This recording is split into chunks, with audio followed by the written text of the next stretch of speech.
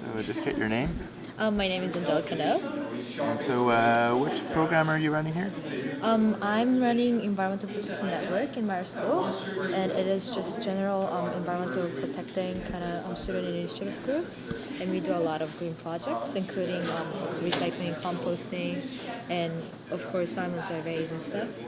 So did you know much about salmon before you went into this or was in this program? Oh, not really, because I was in Korea 4 years ago, and I was an international student. I knew nothing about English and Canada, but when I came here, I found out there's a lot of salmon which cannot be found in Korea.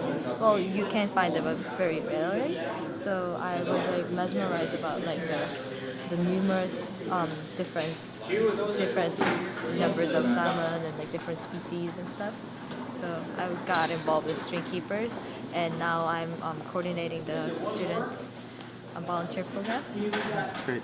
So talk a bit about just the direct experience in dealing with nature and that educational aspect and how that is translating with other people in your community because you now have a different type of knowledge.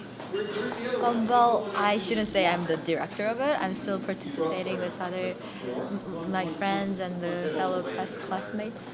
But definitely because I have more experience than they do. It's more like teaching each other and helping each other. So maybe I have more knowledge about string keepers because I've worked for more years than they do.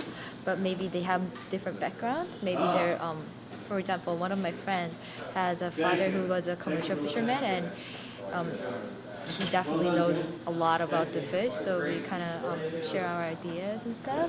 So I wouldn't say it's like I'm directing the program, but just coordinating and like working together.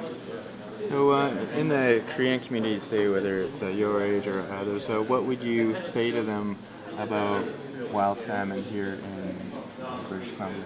Well, I would say it might be difficult for them to actually imagine how wild salmon live and like how they come back to their own habitat and stuff because they don't get to see much of those amazing environments and like natural habitat of the salmon.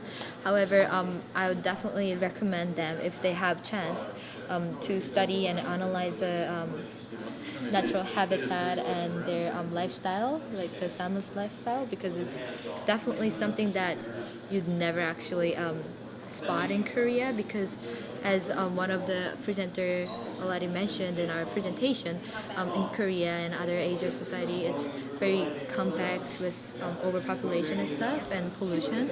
So for people who are living in the city, like students who are just going to school in the city, they would not have this opportunity to go, take a look at the salmon and natural habitats of it. So, yeah, well, I guess it's kind of hard to say, go and find the wild salmon because it's almost impossible. But however, they can always do research through internet, and they can probably connect to string keepers still.